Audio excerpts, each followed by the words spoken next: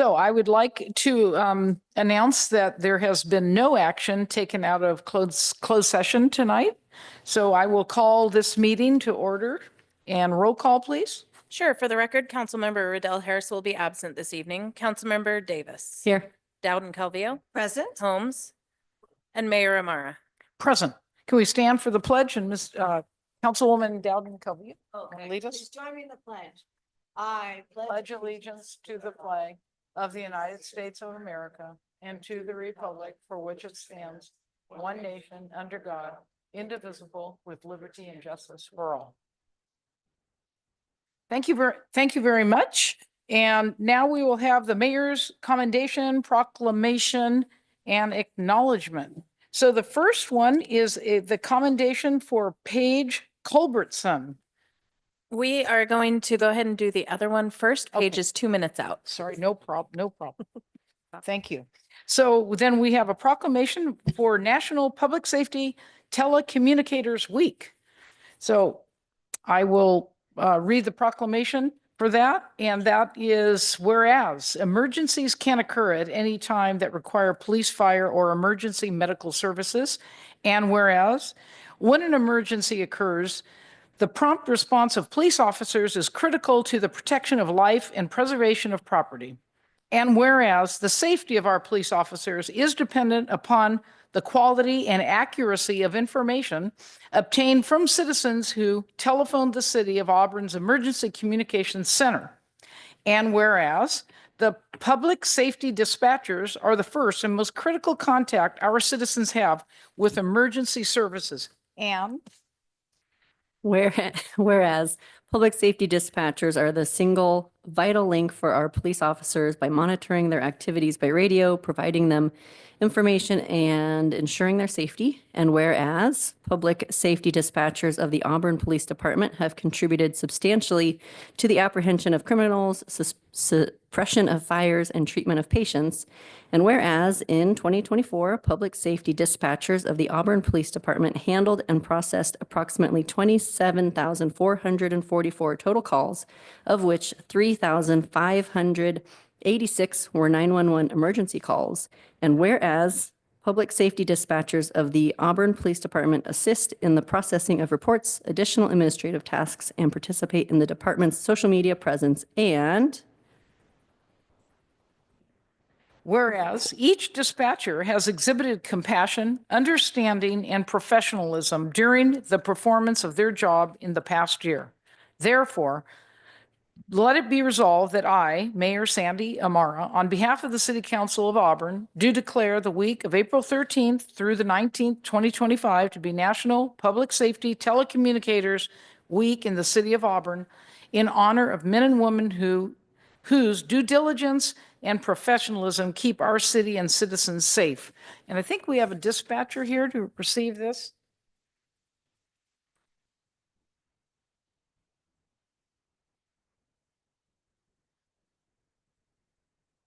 Thank you. Thank you very much for all the work you do. If you want to say something, you can.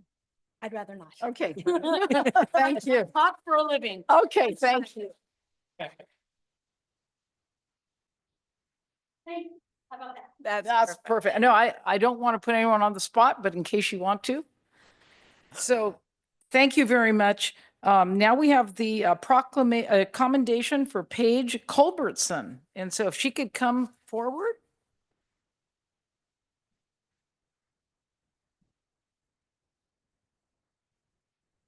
Hi, Paige. Hi. Thank you for coming tonight and receiving this commendation. I'd like to read this to you.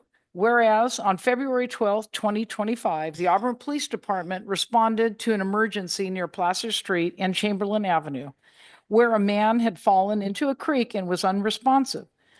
In this critical moment, WWTP employee Paige Culbertson demonstrated extraordinary courage and selflessness. Whereas, while on her way to lunch with coworker John, Paige noticed the man fall and quickly realized the severity of the situation. She instructed John to call 911 and immediately navigated a steep, rocky drop into the creek. Braving the strong current, she kept the man's head above water and turned him on his side to prevent choking during a seizure. Whereas when APD officers arrived, Paige assisted in pulling the man from the water. Thanks to her quick thinking and determination, he was stabilized and transported to Sutter Roseville for care. He has since made a full recovery. Whereas Paige's actions reflect exceptional bravery and a commitment to helping others. Her selflessness and determination saved a life, and for that, she deserves our deepest gratitude and recognition. Now, therefore, I, Sandra Amara, Mayor of the City of Auburn, on behalf of the City Council, commend Paige Culbertson for her heroic actions and for doing the right thing without hesitation, a true community hero. And thank you, Paige. Thank you.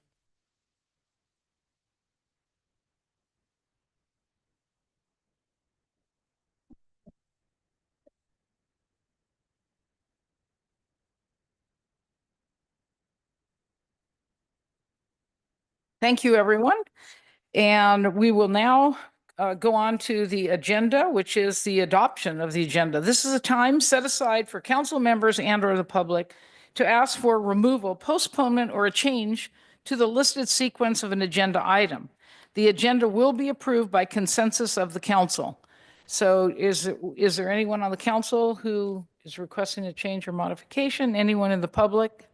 Then I will have a motion for the. I move to adopt the agenda. I'll second. All in favor? Aye. That passes. Consent agenda. All matters listed under the consent calendar are considered to be routine in nature and will be approved by one blanket motion with a roll call vote. There will be no separate discussion of these items unless persons request specific items to be removed from the consent calendar for discussion in separate action. Any items removed will be considered after the motion to approve the consent calendar.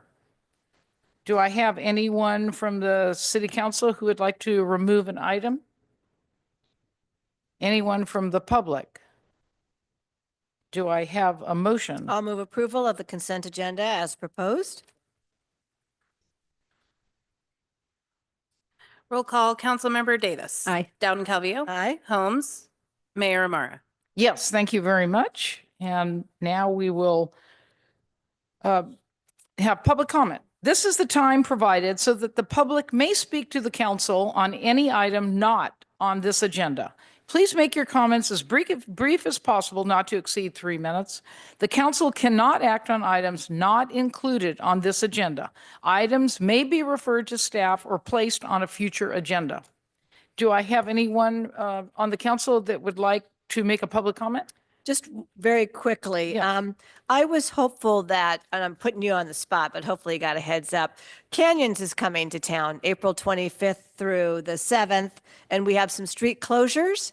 And so I know this is the last meeting before that. And so I just wondered if you could just give us a quick rundown, because I think my neighborhood's affected, but obviously downtown, but maybe just really quickly, if you could let us know. Very excited about the race coming with, I don't know how many people we're estimating this year, but It was lower than what previous estimates have been in years previous, but still with the all told people coming in, I think we're looking at like 6,000 people. That's a very generous number if everybody does show up. But we only have about 2,000 racers, but that'll be. Oh. I think it's because it's not, I forgot that the type of race, they changed it. It's not a golden ticket or a grand or something. It's a qualifier still, though. It is a qualifier, but there is with I know UTMB, they have a that's- special status that's and it's free. not that status this year, but we'll Uh, take it anyway. Right. So early in the week of the 25th, the date of the event, there's going to be a closure at 2 of our parking lots. It'll be the East Placer parking lot on Tuesday. Originally, it was going to be Thursday, but Hoka, the shoe company, has put a lot of effort into what they're doing this year, so it's a little bit accelerated. And then the Joe Elders lot, just at the top end, will be closed for staging.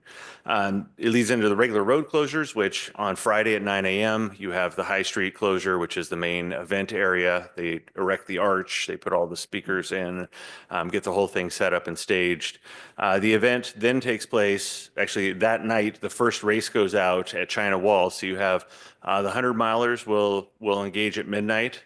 Then you have the 100K that leaves earlier that morning, or later that morning, I should say. And then on Saturday morning, you have the 25K and the 50K that'll roll out. The 25K should clear Cherry Street at about 7:30 in the morning. And at that point, they'll be closing down the one downhill lane of Cherry. And that'll be closed until about 2 a.m. the next day on Sunday. All the other road closures are just closing the parking lanes. So Magnolia, all the path in there is all just parking lane closures, so traffic can still traverse that area. The Roby Point area, they're not doing any road closures, but again, you have the people that'll be coming through and Okay, so they're not going to actually close those roads. They're just going to, according to Chaz, they're not, yes. Okay. So to be clear then, the Friday, there'll be no road closures then, because they start at Chennawall. Friday, Friday morning, you're closing down High Street right next to the downtown or the square there. Where the arch With the goes. event area is going to be. Oh, where the And then arch at that point, we're going to be detouring people out of that area on High. When they come down on High, or as they're coming up on High, they'll be detoured out of that area. Right. It's that same corridor there that's Right. sort of, right before, where the sign, where by the art. Bodega. Yeah, Right. yeah, bodega to the clock tower. East Placer will remain open till Thursday to let people go through there. And even after it closes, people can still access that back parking lot. I know that was a concern, but they have to go back the other way to get in there. So yeah, let's all support it and come downtown. And Yeah. I think our businesses hopefully will stay open and. We this will just be a had great- that great discussion. event. City manager and I just try to convince everybody to be open, do something different, you Yeah. know. And the rodeo happened this weekend, so there won't be that conflict, because I know Right. that some businesses were concerned that everything was on the same weekend, so No, that's it's great too. Yeah. It's kind of nice because we don't have the midnight congestion of people leaving town. They're actually leaving from another point and then arriving here during the daytime to be able to Yeah. relax and hang out and do things. So Yeah. And so people can access the Canyons website and it has the schedule. And is there a kids race, I believe? There might there's a even kids be- race. Friday night, I So think that There's should Friday hopefully night. bring a lot of people into town as Yeah. well. Did I Friday bring that? afternoon, I think it is. I don't think I brought that.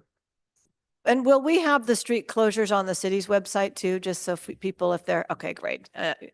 Minjal's shaking his head up and down. So if folks didn't get that now, they can go to the city's website and see that as well. Right. So I just want to make sure folks understand. And it's always been a great race and folks are very polite when they come. And I know that Canyons has been promoting our local businesses as well. I saw a post they had on the website about encouraging folks that are traveling here to visit our businesses. So good. Great. Thank you. Excellent. Thank you, I Jonathan. do have the Thank kids you. race if you're interested.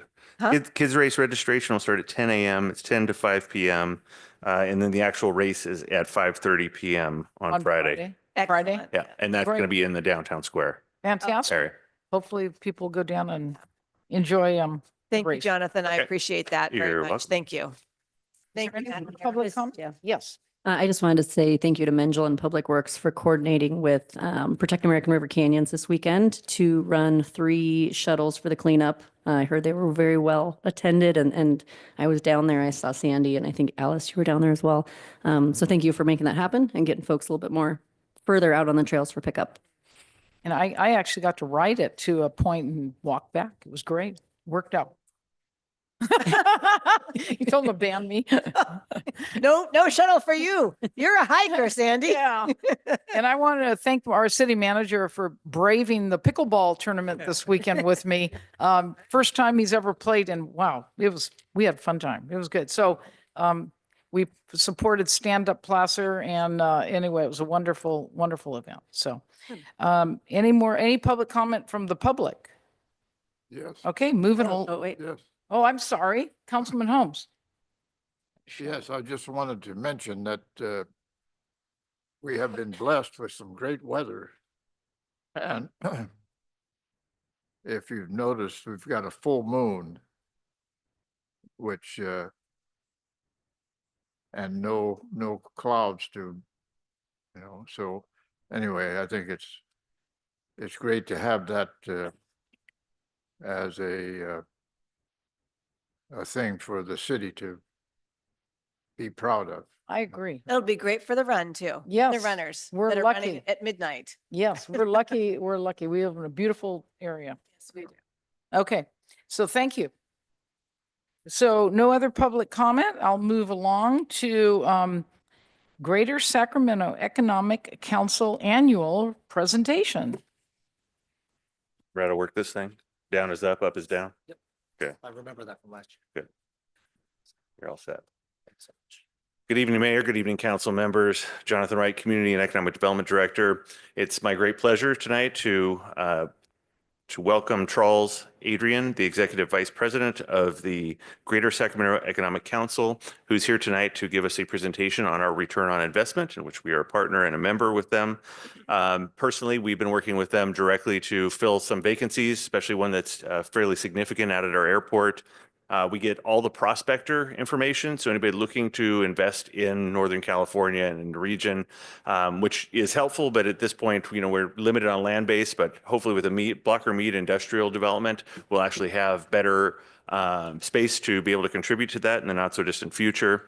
And recently, we hosted them here, and they, after the tour, produced a market velocity report in which I believe Charles is going to go over a little bit in his presentation. So without further ado, it's all yours. Thank you, Jonathan, Mayor, honorable members of the council. It's a pleasure being here as always. I believe I was here about a year ago, and it's always a pleasure to be here in Auburn. And indeed, the weather is lovely. First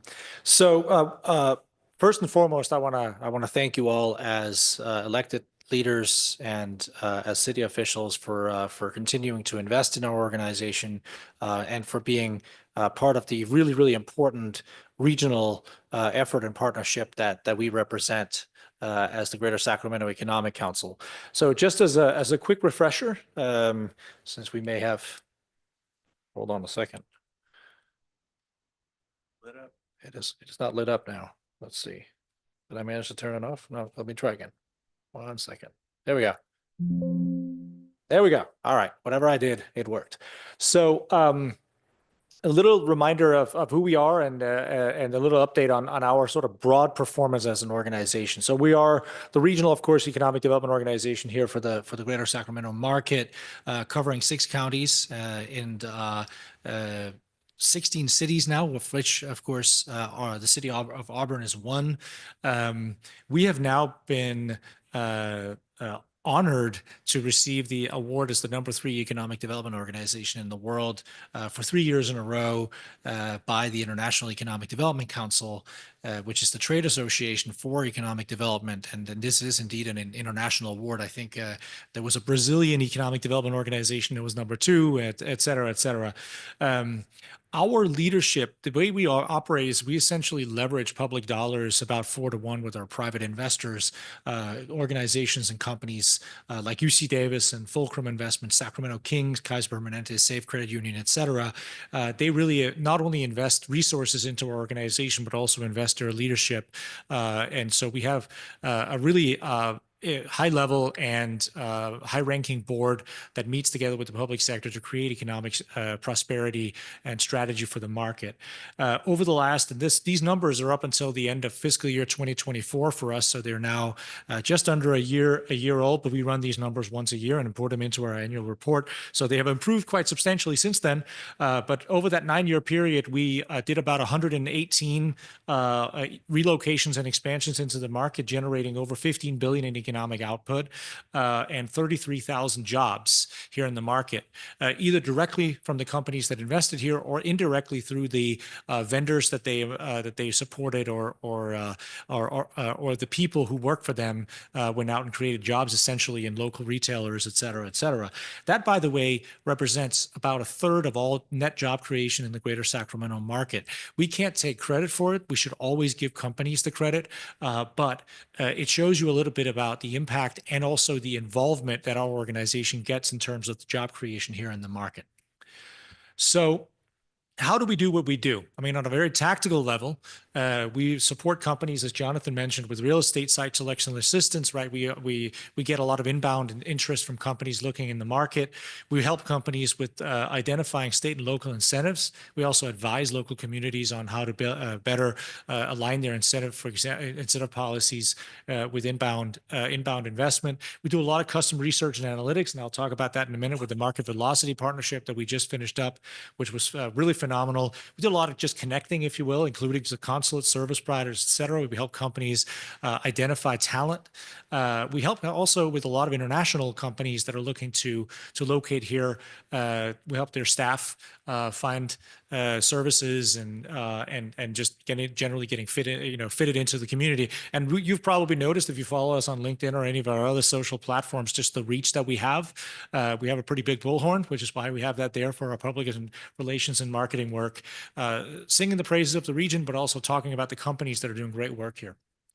So basically, what are we trying to achieve? Why is this regional partnership so important? Well, number one of the things that is often, I think, overlooked is that companies really look on a market basis when they decide where to make an investment. They first look at the greater region, and then they start drilling into local communities after that. So what you want is you want to have an organization that really manages the market's reputation, that has data and analytics to back it up, that is able to do effective marketing, media, and relationship building on behalf of the entire region. What that then generates is you start getting these requests for information. Jonathan referenced them from companies that are taking an interest in the market. Then you deliver services to those companies. You get on their short list. They make a final decision. Hopefully, more often than not, they locate here. Typically, that happens about 15 to 20% of the time. Even when you lose, though, if you do it right, you gain momentum in this virtuous cycle, right? And so the more turns you create on this flywheel, the better your market reputation, as you can see, because it feeds back into it, and the more deal flow you start to capture. And we're actually seeing that here in the market in great part because of the very effective regional economic partnership that we have. So you can see on the left there some of our most recent accolades. We're particularly proud of the fact that we're one of the fastest job growth regions in the country. I think the most recent, this was over a longer period of time, but the most recent numbers had us at number 10 in the United States for metropolitan area job growth. We're also the 8th fastest in growing in educational attainment, meaning people who have a college diploma. That's really, really important. Once you reach the magic number of 40%, you start getting another tier of projects coming into your market. One of the things you've seen is that organizations like Brookings are now looking at us as one of the top performing markets in the country relative to when they started their work on what's called the Metro Monitor. I believe I spoke about this last year when I came and presented. We're now 10th in the country in growth, 20th in prosperity, and 7th in inclusion. This inclusion, by the way, includes geographic inclusion. How well is growth spread across the geographic marketplace? We're actually 3rd on that metric in the entire United States, which is important. This is not where just one area of the region is getting all the growth. It really is wide-based and widely felt. Excuse me, I should go the right way. Another piece that's really important to look at when you think about regional economic development is no local community creates all of its own jobs. In fact, most local communities create less than half of their own jobs. And so you are, as elected officials, when you look at how do you control and how do you support business growth in your market, you're effectively relying on other communities to create anywhere from, in the case of Auburn, about half of your jobs, all the way to 70% of jobs for cities like Lincoln and Rockland. So your best bet as a city is to, number one, of course, try to generate job growth within your community, but number two, also invest in a regional model that ensures that everyone is rowing in the same direction, because that directly and indirectly impacts your ability to grow and prosper and generate tax base. So what does that look like for Auburn?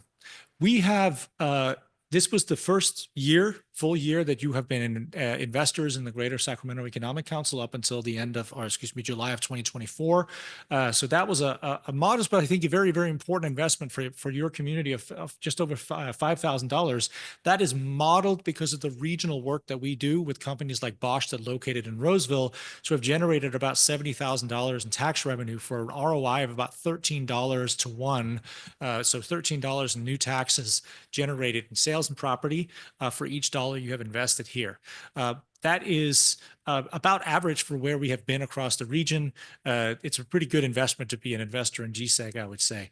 I think also importantly, on the top right, you'll see over that time, we worked with your team to complete 2 major research cases, which is very something we take great pride in as an organization. The ROI you get from investing in GSEG isn't just the monetary piece around the tax revenue, et cetera. It's also the opportunity to work with our team. And I'll talk about that in a second. A couple of things we're working on that we're seeing in the market. We continue to see huge opportunities in the global marketplace. We still have over 30% of the companies that we work with that are international. I know that the quality of life and the beauty of Auburn is very attractive to a lot of international companies, and we have seen some interest in that regard. It's driven a lot by these major investments you see up there, but those major investments generate smaller investments and smaller companies that love nothing more than to be in high quality locations like Auburn. We're also working a lot with startups and scale-ups, in fact, including several foothill companies right now on supporting high growth companies in our marketplace, many of which are actually founded by people who moved into the region from the Bay Area, settling in many cases in the foothill communities. And we're really starting to see them scale right now. We're also, this is important, I think, on a regional scale, working a lot on Major League Sports. And we know you have your own endurance sport focus here in Auburn. Sports really generate not just excitement and community pride, but it also generates marketing value and global recognition. So we obviously have the A's now officially playing in West Sacramento. That's been a huge boon for our region. We're continuing to work on Major League Soccer or another Division I soccer team. We want to keep the momentum going with Major League Baseball, and then we want to also focus on college sports, including Sacramento State, of course, which is working to become a Division I school. We saw UC Davis also entering the Mountain West state for football. So a lot of momentum in this space as well, and we anticipate that to continue.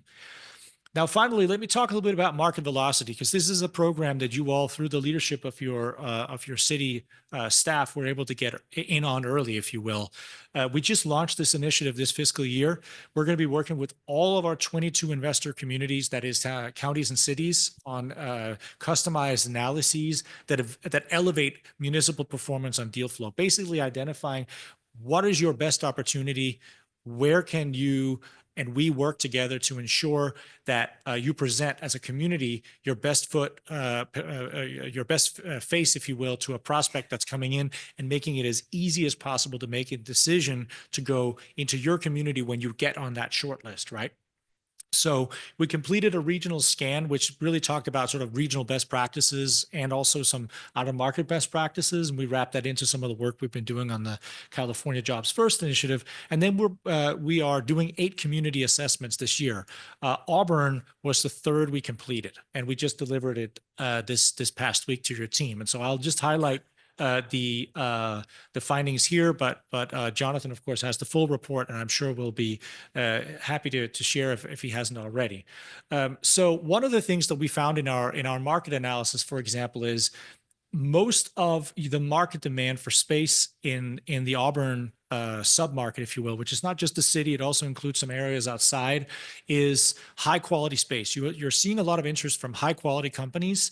The average deal size is about 5,000 square feet. So what you want to make sure is you have the right space for the right kind of company. That doesn't mean you should be going 5,000 and below. I know you're working on some 15 to 20,000 square foot spaces. That makes total sense. But this is not a market where you're going to get a lot of $50 to $100 to $150,000 deals, square foot deals. So making sure you have the right space with the right amenities attached to it. This is both on the office side and on the industrial side, is going to really bring you a long way. I mentioned earlier your work on outdoor recreation. The work you're doing with Chamonix is really, really interesting. And of course, you have a couple of companies here in the market already. That could be that's really something to build on. And then making sure that you have the space, but also the permitting and the incentives available to generate investment and activity from those companies, which tend to be high wage but low job count. So you want to make sure that your permitting and your incentive programs are set up well to generate activity, not necessarily just for major companies, but really for small ones where you can be highly, highly competitive. And don't forget, I mean, you create, you bring in 10 companies that have 15 to 20 employees of each. That's 150 to 200 new high wage jobs in the market, right? That makes a ton of sense. And then the final piece that we're looking at, and this is something that probably needs a little more investigation, but one of the things that we talked about was your profile as a community really looks a lot like some of the communities in Oregon that have been very successful in attracting outdoor recreation, athletic, and outdoor companies. What they have done very successfully is help some of their local companies in that space open up company stores, for example, which generate point of sale opportunities on the sales tax side. It also drives amenities and it drives community profile and marketing, right? So that's something else to look at is how you could actually enhance your sales tax take from your tradable sector businesses through being really, really competitive in that regard. So the final thing I just wanted to bring up here, because we are talking about marketing, is this notion, and I think Auburn really is one of the communities that embody this. It's our new brand, our Be More, Do Greater Sacramento regional brand that we just launched here in the spring, which really talks about how this market, broadly speaking, the one thing that really keeps us that keeps us on the same page and drives us all together is this idea that this is a place where you can be more. You can be more than what you currently are, and you can do great things at the same time, right? So we're working on things like be a bib gourmander, a cheesemonger, live locally, impact globally, all that kind of stuff. That fits very, very well with the ethos of Auburn, and we look forward to working with your team on finding B-roll and spokespeople and examples that really showcase that for one of the, I think, most unique communities in all of Northern California. So that's definitely something that we can look forward to continue working with you all on in the coming months and years. So with that, I want to see if there are any questions. Thank you for your presentation. That was excellent. And I'm sit on the board, so I'm very aware of what you're doing and appreciate everything. This is a wonderful organization. I think it'll open up opportunities for us, hopefully. But I'm going to open it up to questions and comments if anybody has them. Councilman Holmes? So I have a question. Is Barry going to be back at the Cap to Cap in DC? I believe I am attending this year but I believe you will see Barry next week, I believe, at the Placer Valley Business Summit. I think that's PBA, yes. Oh, it's that PBA. Okay. There's a Placer County event. Yes, the PBA. Yes, that's the one. Okay. All right. Thank you. Councilwoman? Yes, I just wanted to thank you so much for all your efforts. I think certainly our return on investment's been very good. As we've heard, as businesses come to the region, they do benefit us. I mean, all the growth that's happening in Roseville benefits us because there are people there, more homes there, more people to come up here. It's a shorter distance than from Sacramento or San Francisco. So very positive on that front, and just really look forward to continuing working with you as we really ramp up our economic development. We've kind of gotten over a few critical issues that we've had recently, and we're really ready to step up our game. And so really do appreciate all that you can do to assist us in that. And again, we really do have that niche for outdoor recreation businesses. We don't have to compete with the others for that because, within the region, we've got the canyon in our back, yard. Certainly Folsom has to some degree, but it's not the same. And so, we really do have something unique to offer and not to have to compete with the other cities within GSEC. So thank you very much. Thank you. I'd just like to emphasize that we really do appreciate your input here. I have one little question for you. So are you the liaison for all of the cities then in GSEC? I wouldn't say that. It's, Barry and I tend to tag team on that for sure. The number two. But I mean, number one, we have a 16-person team, and we all take pride in being connected into our community. I also wanted to just, since you brought that up, I wanted to highlight that Jonathan sits on our Economic Development Directors Task Force, which is a collective of for all 22 communities that are investors in GSEC plus our electric utilities. They get together on a monthly basis, either to receive updates, and we have quarterly strategy sessions with the directors to talk about economic development. So there's a lot of engagement with our team. I think what's really important to understand is that you all, as the communities, you're the mission for our organization. We exist to create tax base and to create prosperity in the market, and we do that in partnership with our local communities. So you're welcome to contact any folks on our team, but in general, I also happen to take a special liking to Auburn, so I love coming up here. So that's why you keep No, hearing from me. I asked just because I've seen a lot of you, and that's great. So it's Yeah. good to have that constant contact. Yes. No, And then my other question is, what are you seeing? Is there a phone call? What are you seeing come in terms of companies? Is there one specific one that you see more right now at this time? So I think we always see the industries where we are doing the best are what we call high value added industries. So high jobs that are high wage that generate a lot of revenue for companies, right? That's the California growth model, and it happens to be what you're also looking at, these outdoor recreation companies. They're tremendously profitable, right, and great brands.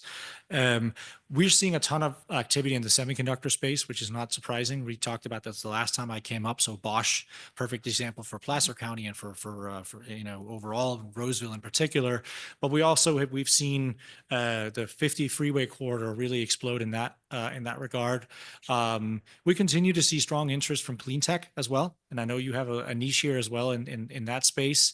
A lot of interesting companies, particularly in batteries and hydrogen, new materials. What we call circular economy. So we have the Western Placer Waste Management Authority, for example, is doing some interesting stuff there that I think is going to generate real impact in Placer County, countywide. So I think those are the three that I would highlight right now. And then we are always at a baseline seeing a lot of interest from food tech and ag tech companies. And then we're with Aggie Square opening up next month. Bioscience is really heating up as well. Right. Okay. And the 5,000 square feet is good for us to look into in terms of development up here. Then. I would say that's what the average deal size is in your market right now. So what you would want to do is you want to bracket that so you have plus minus, right? I wouldn't say everything has to be 5,000 square feet, right. but what you want to do as a community is to really identify where can you be extra effective in that. I would say from an industrial standpoint, up to about 25,000 square feet per deal. You might get a couple of bigger ones in there here and there, but that's going to be rare and when you get sort of lucky, if you will.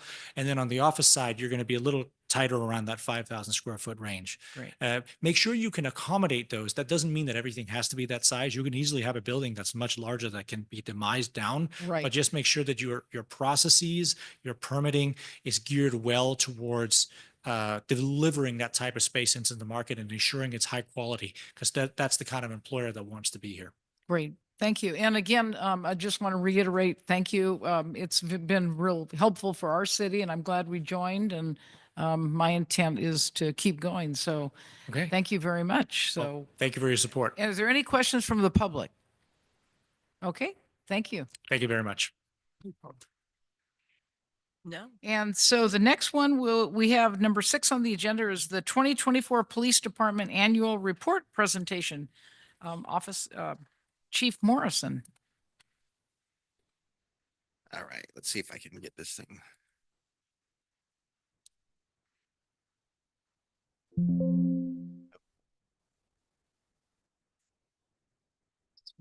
There.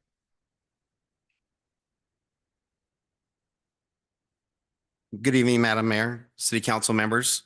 Brian Morrison, your Auburn Police Chief. Tonight, I'm going to share with you a snapshot of what the dedicated men and women of the Auburn Police Department accomplished in the year of 2024. Through their tireless efforts, unwavering dedication to serve the community, of Auburn, we all experienced an overall decrease in crime while increasing community interactions. And it's truly an honor to stand before each of you and everybody online to represent the wonderful men and women that make up the Auburn Police Department, having come from a larger police department and observed how they function and having dedicated men and women to accomplish various goals within the department and focus primarily on those to actually stand before you and be able to tell you that the things that the City of Auburn Police Department accomplishes, we stand right next to some of those larger agencies in what we accomplish. And that has everything to do with not having a specific events, specific accomplishments, specific agendas that these larger departments do. We have officers that primarily focus on their primary duties, but they also encompass a ton of ancillary duties to make us competitive in our production and the way that we conduct our business with those larger agencies. So that being said, I'd like to start off and share with you basically what we set out to do in 2024. So in 2024, we remained kind of going down the same path of trying to focus on hiring an ancillary team to help us move forward. Many of those new hires consisted of reserves, some dispatchers, volunteers, and an effort to enhance our youth community service relations. So that said, leading up to from generally between January 2024 and July, we had 7 new hires, 2 promotions, and various new assignments. Most of those new hires were through the reserve program and volunteers. However, we did hire an officer in early 2024. We also continue to identify opportunities to communicate and reach out with the community. In doing so, we attended roughly 50 community outreach events. In addition to that, in 2023, we had roughly 19,500 social media followers, and we bumped that up to 21,000 in 2024. We put a lot of effort and emphasis on our training program. And in doing so, it's important to send staff to the various trainings that particularly relate to their areas of professionalism and areas that they focus on. Totaling all the training that we sent our staff to is over 1,000 hours in training in the year 2024. All right, moving on to our crime stats. As I previously mentioned in the first slide, we experienced a decrease in our crime statistics in 2024 compared to those of 2023. I wish I had a very specific answer for that, but I can't really put a thumb on it. I have my beliefs and assumptions, and we'll get to those later. However, in 2024, we had a total of 1,243 I know, right? Just wait. We'll get to the calls. The calls for service will be up there. So no, we had a total of 1,243 criminal cases that were authored by our staff. Those crimes, such as DUIs and disorderly conduct, they're often referred to as crimes against society. They decreased by approximately 59%. So our DUIs, going out and locating those who are disorderly, maybe under the influence, those decreased by roughly 49%. Now, when we look at crimes against property, those would be like our thefts, our vandalism, our burglaries, crimes that essentially don't specifically directly impact a person in terms of injuring them. Those crimes went down by about 41%. If we look further down the slide, those crimes that were crimes against person, those decreased by 17%. So overall, most of those criminal stats that we look at showed a decrease altogether. Also supporting the decrease in crime trends, a total number of arrests went down 14%. A total of felony arrests went down 25%. The total misdemeanor arrests went down 8%. Over the last couple of years, we've been tracking the origin of residency for those whom been arrested within the city of Auburn by our staff. Similarly to last year, we experienced a little over a third of our arrestees having a city address. Another approximate 1/3 of those had county addresses, and a little under a third of those who were arrested by Auburn staff had an address outside of Placer County.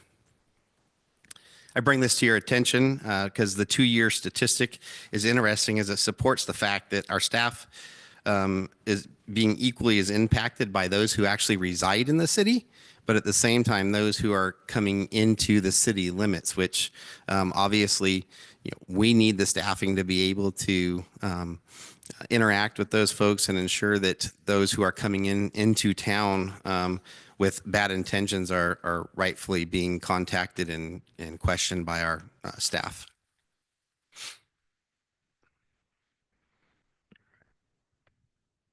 All right, here's where we get into the calls for service, and those numbers might be a little larger than the actual crime reports. Auburn PD in 2024 responded to a total of 20,758 calls for service. 490 of them were alarm calls, 381 of them were welfare checks, and 304 were parking violation calls.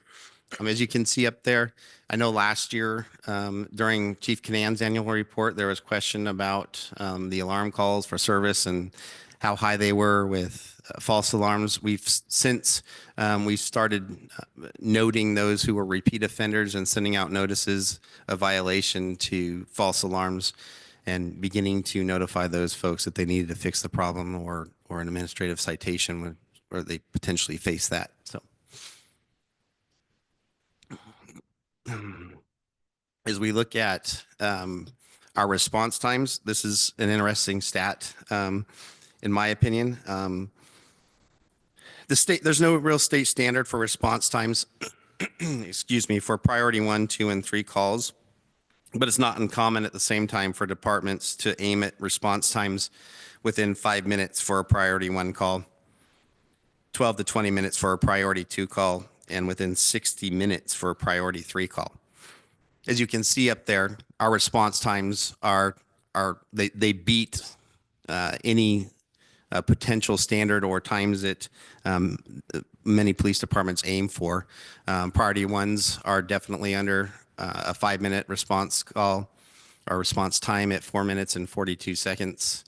And when I talk about that means when the call comes in to when it's dispatched to when the officer arrives. These stats can all be twisted a little bit to where some people just count them when they come in, they're entered into the system, they're dispatched, and that response time doesn't start until the actual officers are responding to the scene. This is the totality of the response from time taken, entered, dispatched, and the response to the call. So at the same time, as you can see, priority 2 calls, which a general standard of 12 to 20 minutes is considered okay. We're at that 4 minutes and 56 second time frame. And then when you look at priority 3 calls, instead of 60 minutes, we're at 9 minutes and 17 seconds.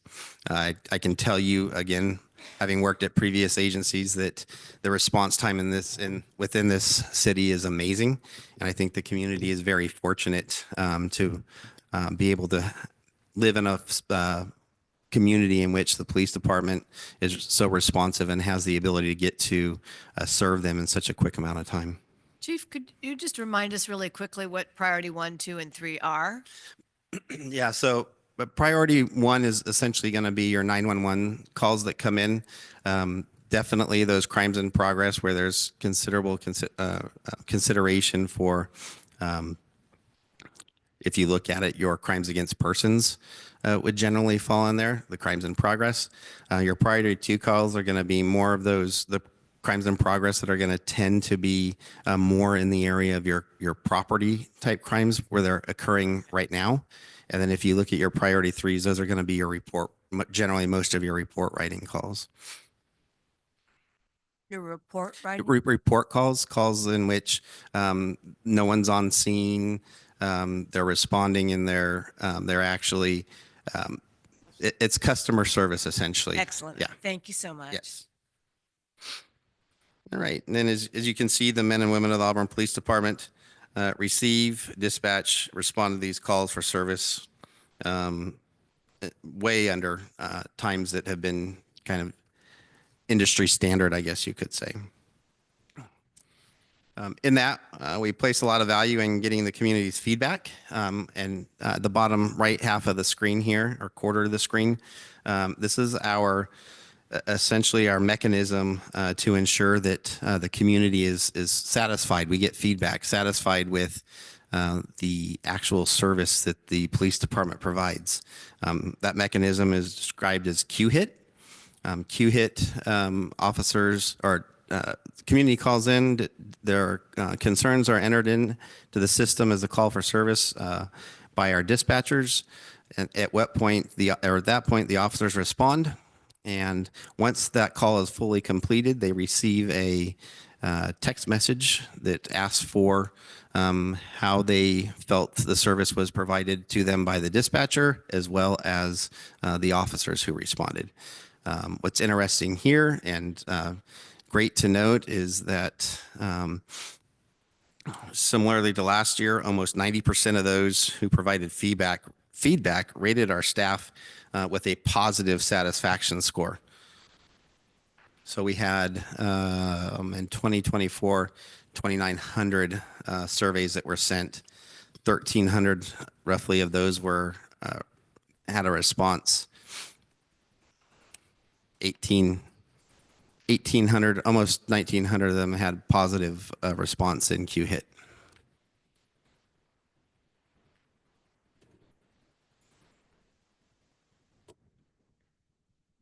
Okay, here's where we get into two types of calls essentially that our police department becomes involved in. Kind of high profile is an officer initiated, which would be self-initiated activity, and then obviously response to calls for service in which a community member is requesting police services.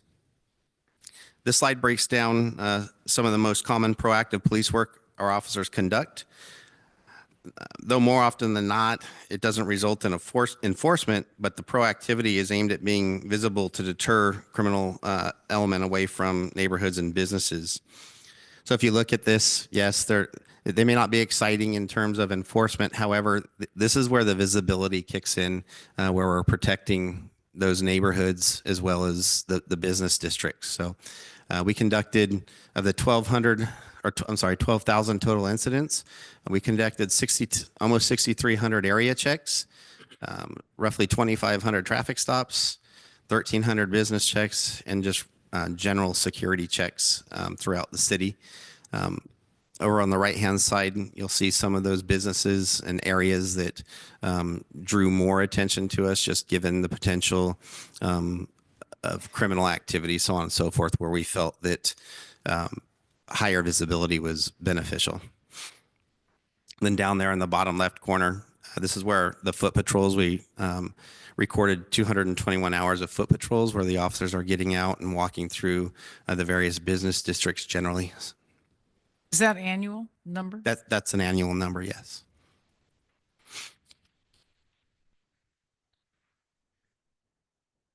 Excuse me. Okay, moving on to traffic stops. This is one of those departments within the Auburn Police Department where many of the police organizations within the region have dedicated traffic enforcement officers. At this point, the Auburn Police Department does not have a dedicated traffic enforcement unit, so we rely heavily upon patrol officers to do this as an ancillary duty. And in doing so, we conduct traffic stops and focus our traffic stop enforcement in areas with a high frequency of traffic collisions is where we primarily focus at. So as you can see, there's a direct correlation generally to traffic enforcement and traffic collisions. When we experience traffic collisions, we try to focus our enforcement areas in those areas where we have a high frequency of collisions. At the same time, as you can see on the donut graph up there, there were 96 single traffic accident locations, which makes it very difficult to focus our attention on where to conduct traffic enforcement. However, at the same time, we do have a couple places that stand out, like Grass Valley Highway. That's very easy for us to focus our traffic enforcement efforts. One interesting one that popped up there this year was El Dorado Street. I think it's noteworthy that we had a few pop up on El Dorado Street because I know that the council and community members as well have expressed concerns about the roundabout.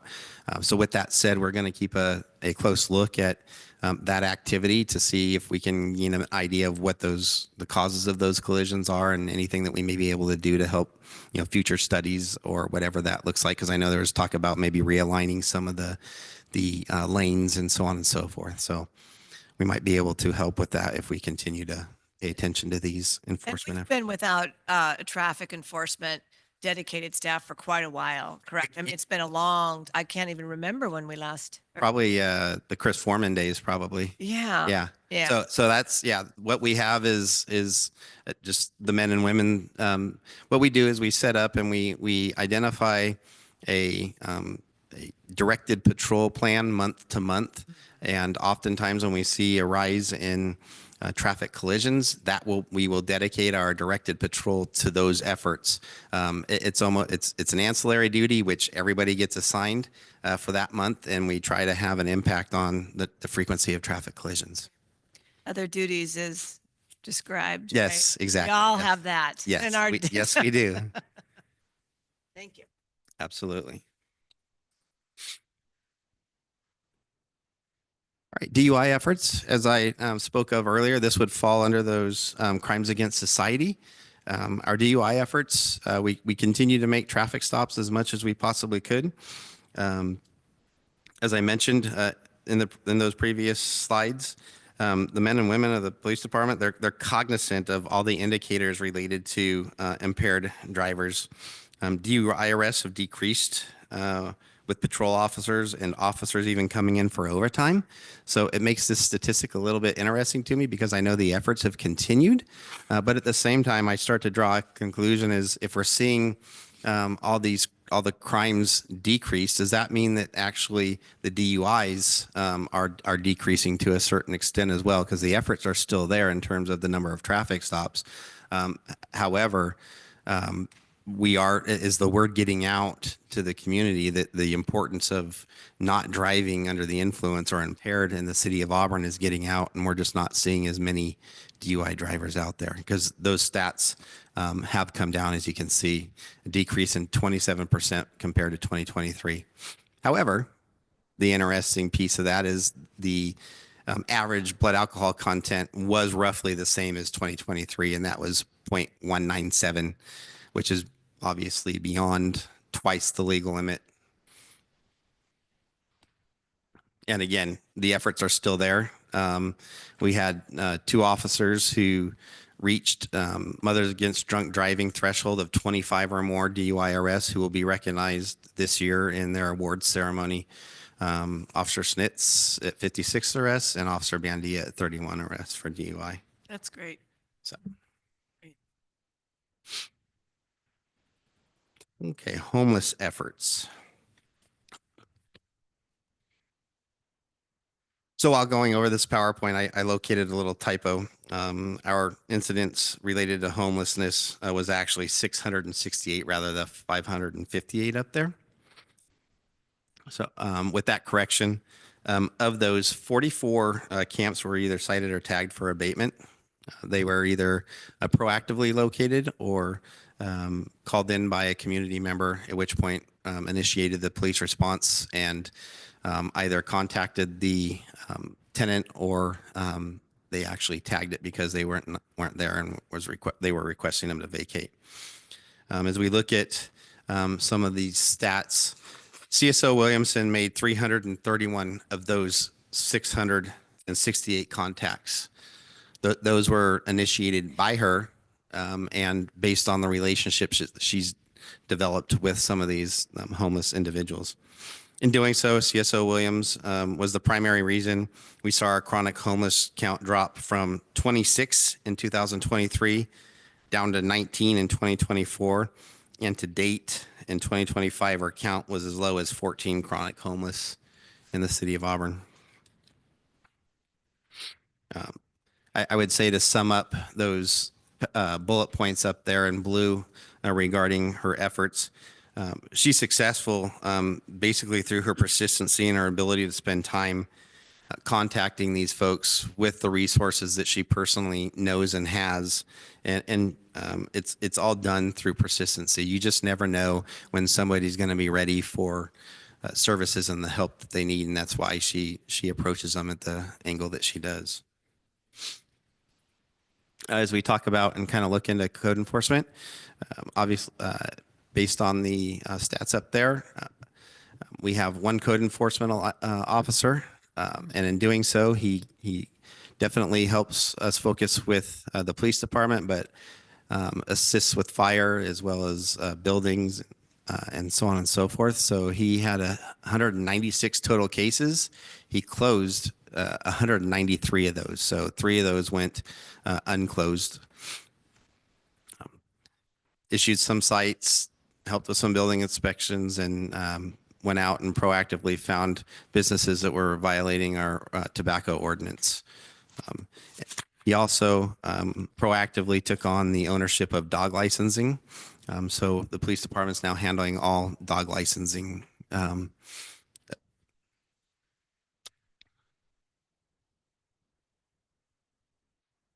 School resource officers. 2024, we had 2 dedicated school resource officers. Placer High School had a total of 483 incidents in which the SRO became involved in. E.V. Kane had 42 incidents in which the SRO became involved in, and Skyridge had 70 in which the SRO became involved in. I made a note here. I thought it was worth pointing out. I know there was a lot of concerns over the impact that making E.V. Kane a K through 8 school, what it would have on the community and the school itself.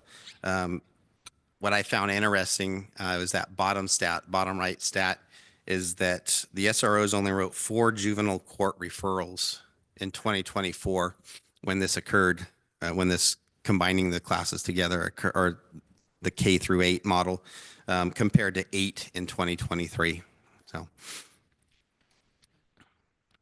down there in the bottom left, just note some of the training that we sent, or a significant piece of training that we sent SRO Stanton to. She attended Alice training in terms of being able to work through active shooter actions of violence at schools and places of business.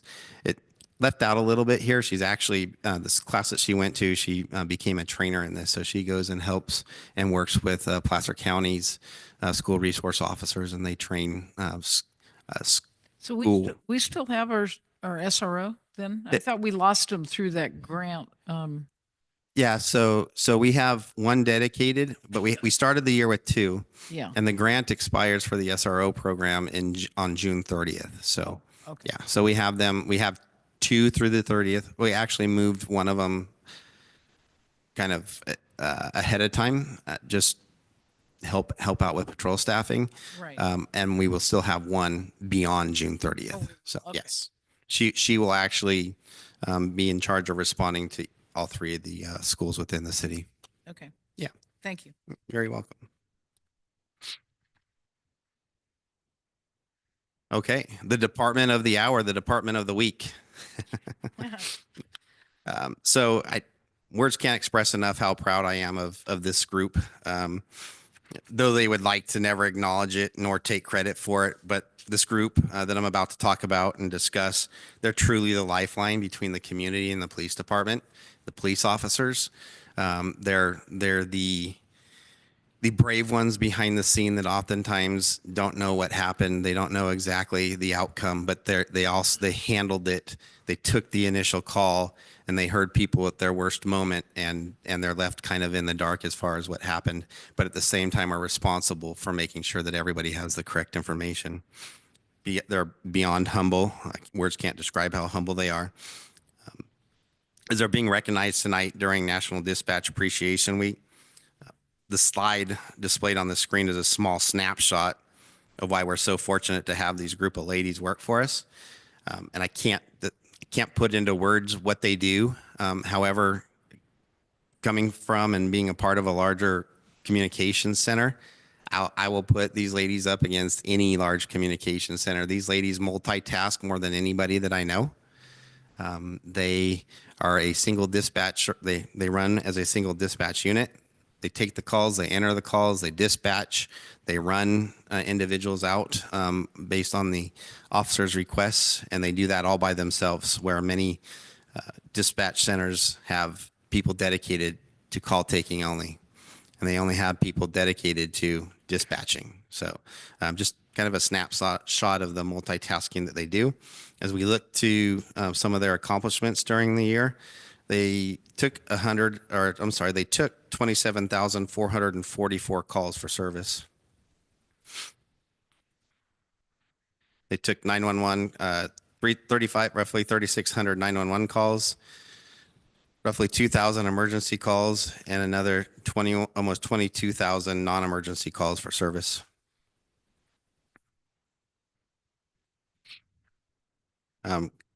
Very directly connected with our dispatch group is our records division.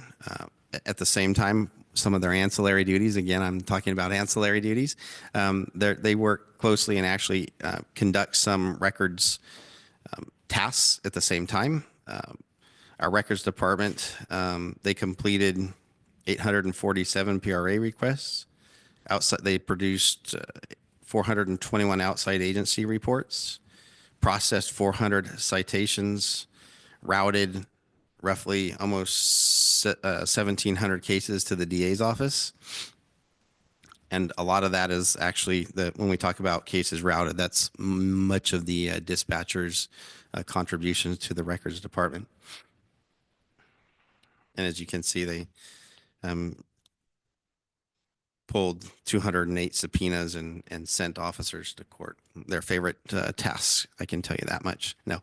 911 answering times, this is very noteworthy for the dispatchers.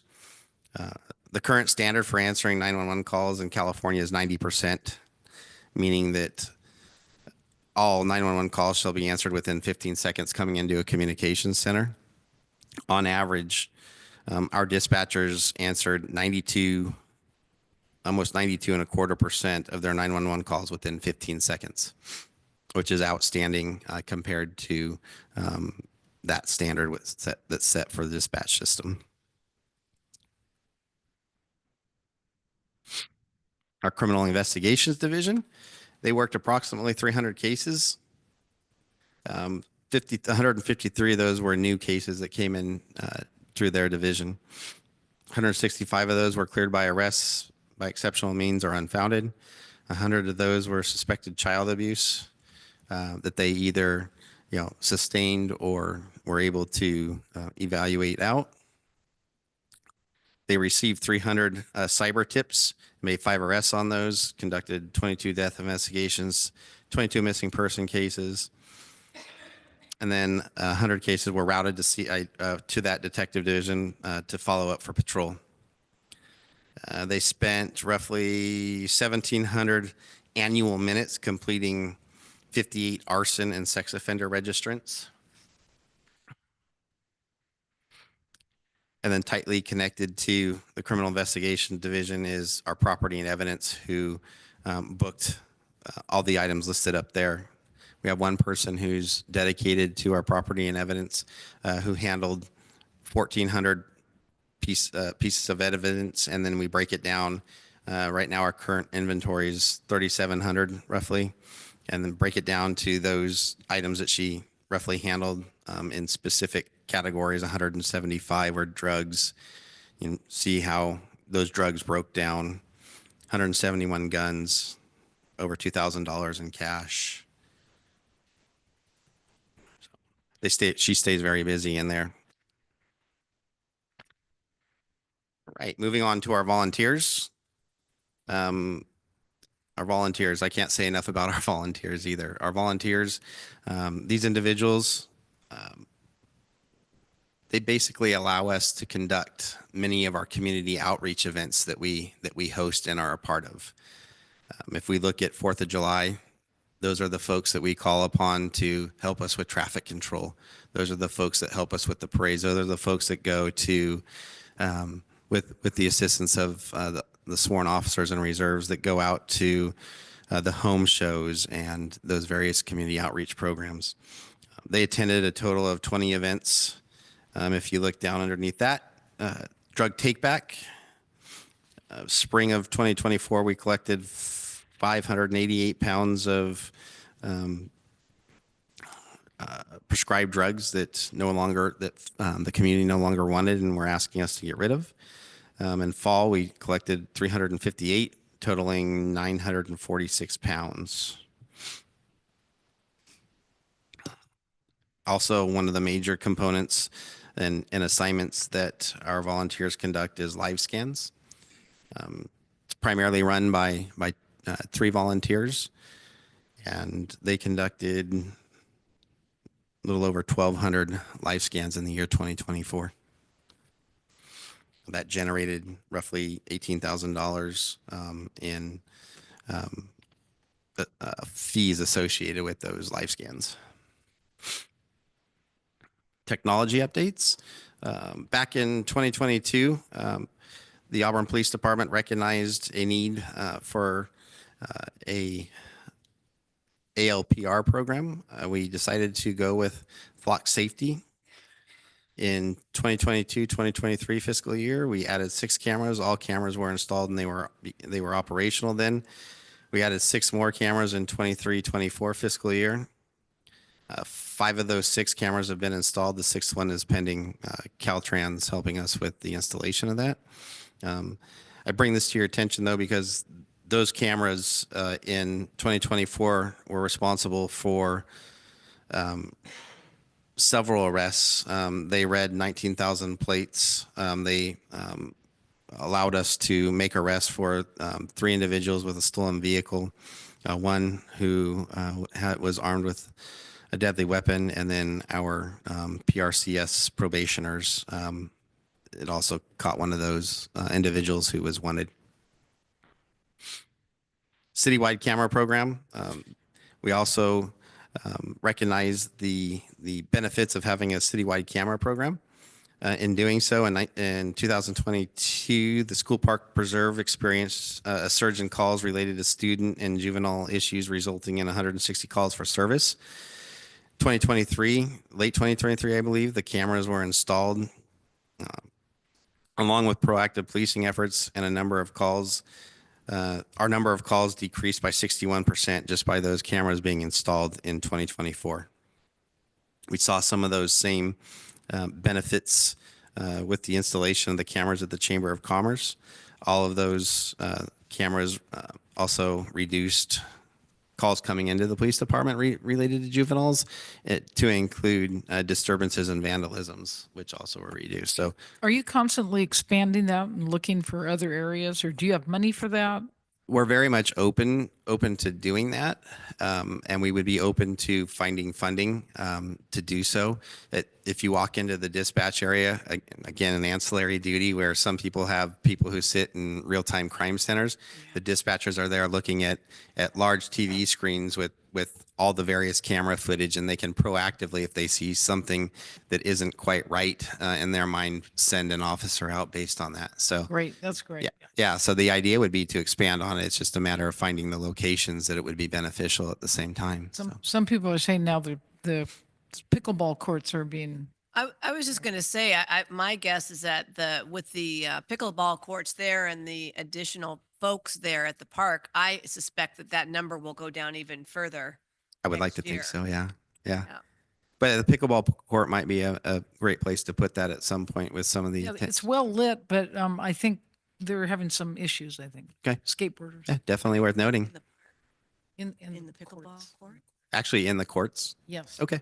Yeah, Anyway. we'll keep an eye on that. I know you will.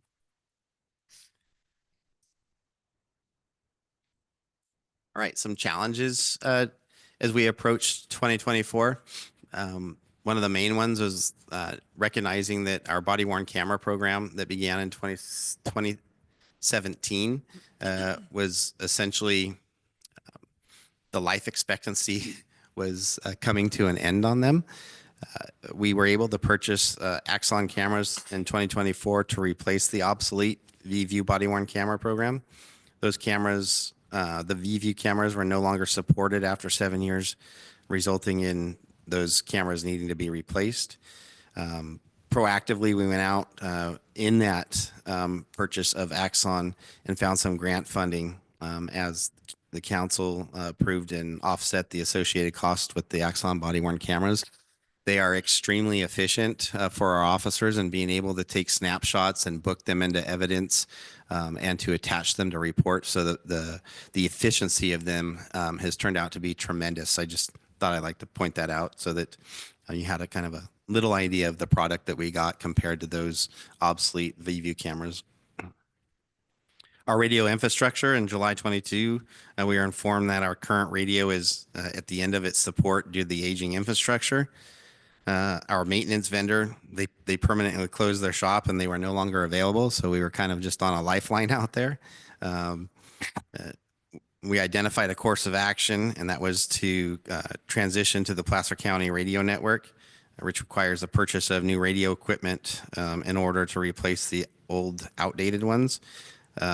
We identified that 11 portable radios would need to be replaced, 20 mobile radios at an approximate cost of $261,000.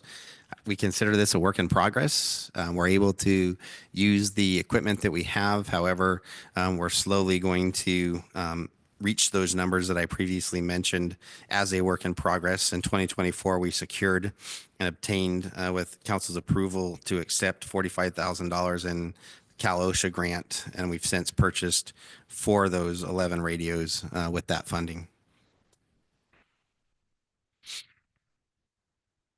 Some of our challenges that we've experienced is first and foremost is building repairs and maintenance. The station, it's been subject to years of deferred maintenance. Efforts to maintain the facility have been conducted on a needed basis or an emergency basis, which has worked for us. At the same time, I'm bringing this to council's attention, and that some of this deteriorating exterior paneling is actually it's exposed, and part of that exposure is holes, and there's concern about it getting into the actual framing and the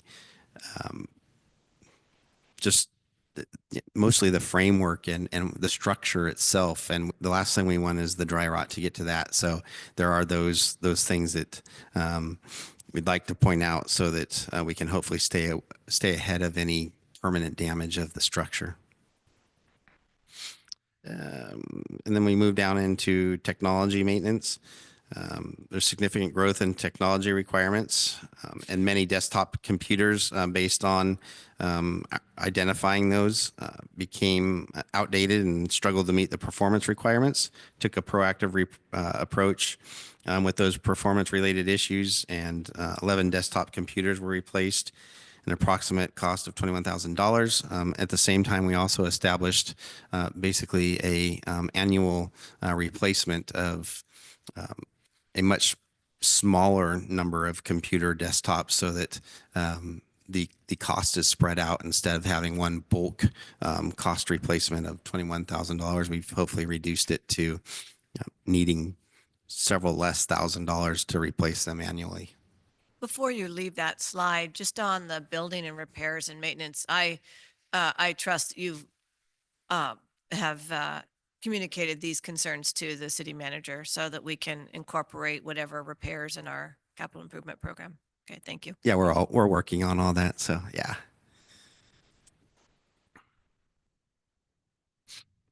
And my last slide is just again recognizing the awards and recognition of the efforts that all of our employees have put into their efforts and their work ethic.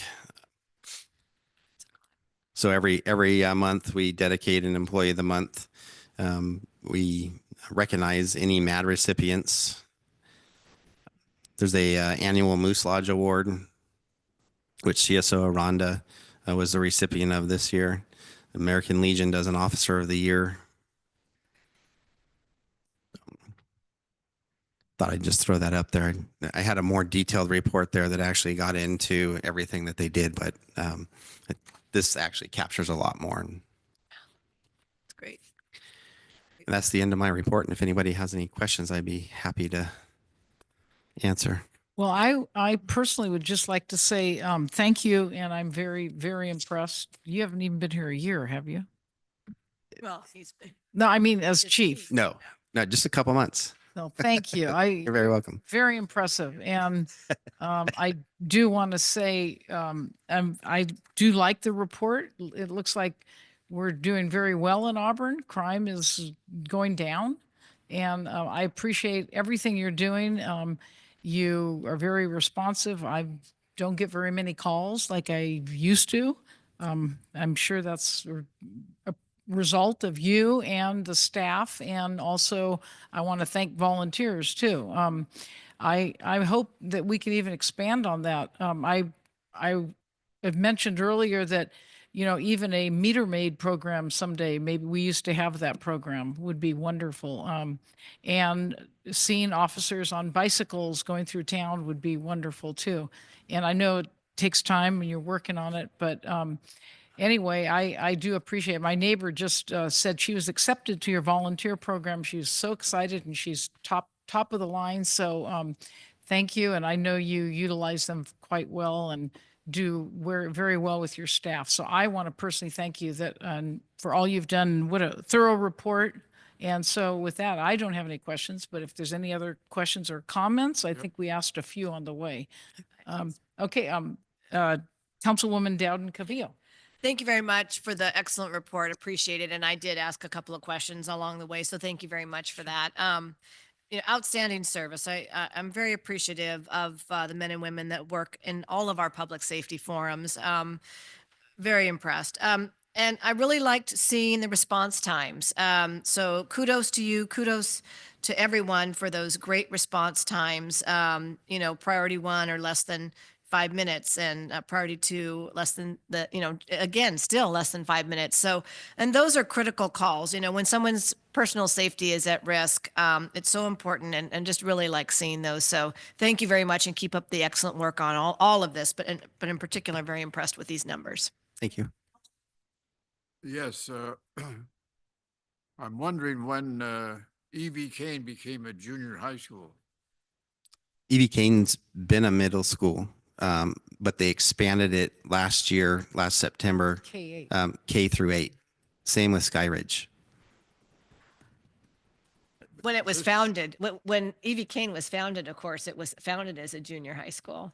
It was a middle school. Yeah, well, it was a middle school, junior high. Yeah. Yeah, it was up until, as far as I know, up until Just this September of Yeah. the fall, the start of the fall. Yep, this is the first year it's And changed. Yeah. Do the SROs have offices in schools? Yes, so they have workspaces with a city computer at E.V. Kane as well as Placer High.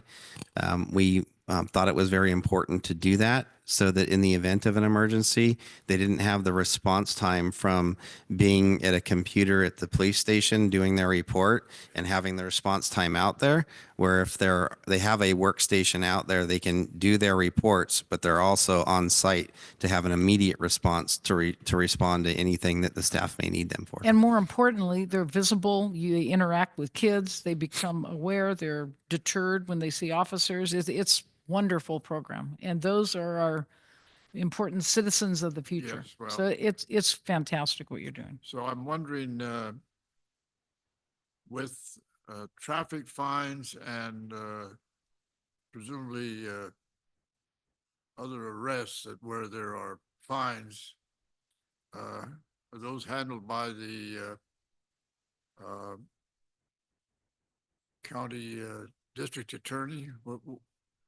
Yeah, so traffic fines have different directions they can go, or fines in general. Obviously your municipalities, they get routed, through the city system.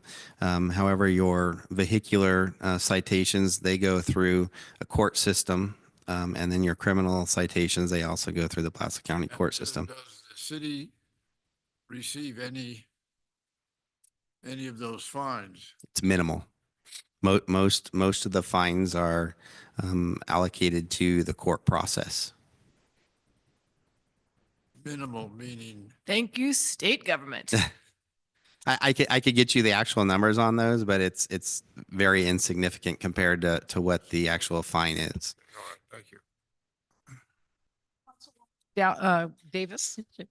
First of all, thank you so much. That was an incredible presentation. I know how much work you put into that, and we've had a handful of very good interactions lately. My son, I think his favorite part of me being on city council is that I know you, and we get to come visit. So thank you for that. And secondly, what stood out to me is this 20% of collision, the primary collision factors was speed. And so I would love to, kind of learn more about that information, not tonight, but in terms of looking at how we can slow down traffic as a cyclist and as we work on the active transportation plan to really, overlap that data in real time and really see what we can do to not only ask for more enforcement, but to, put in some things to slow folks down. So thank you for identifying that, and I'd love to look at it with you. Couldn't agree more. Thank you. Any public input? City manager?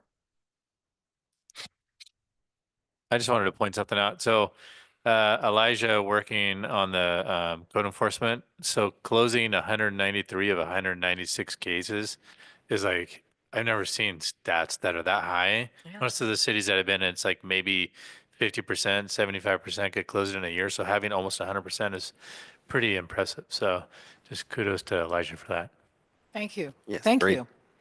Thank you. Thanks again. Thank you Absolutely. very much. Moving on now to the city manager report. Thank you. So I just got a couple quick ones. So you kind of stole my thunder on the pickleball, but I'll just add that it's the first time I've ever played pickleball. It's not going to be the last time I ever played pickleball. We had more fun than we did in scoring points. So I'll just leave it at that. My legs still. Video on that. Yeah, I want to see the video. No, you don't. I actually fell going for a ball and scraped up so I left blood, literally blood on the You should court. have seen the roll. It was Yeah, I was, Wow. that's skateboarding. Yeah. Telling you, where's the video? And then the other one is our finance director, Gretchen Johnson, has some stuff in the report, which is, in the back, and then also at the council dais, of course. So we're kind of full swing into the budget preparation right now, but combination of the city council's direction to reduce personnel costs and then the ongoing belt tightening by our departments was obviously successful in righting the fiscal ship to wipe out that structural deficit that we had, but we do have that kind of razor thin margin of surplus this year and then ongoing in future years. So we're continuing to be vigilant in those expenses. And at the same time, we're going to start being very aggressive, trying to find ways to increase revenue. So we're making good headway with both, but we just really need to be hyper focused on both of those. So just want to let folks know where we're at budget preparation wise. That's it. I can answer questions if you have any questions. Any questions? Any question? Okay, moving on to future agenda items. Discussion and identification of topics that require attention in upcoming meetings. This section allows city council members to propose new ideas, unresolved issues, or projects that need further planning and discussion. Does anyone have anything here? Not today. Okay, then in light of the fact it's spring break, we will take a break from the committee reports and I will adjourn the meeting. A break from the. Alice, do you have a name or contact information for whoever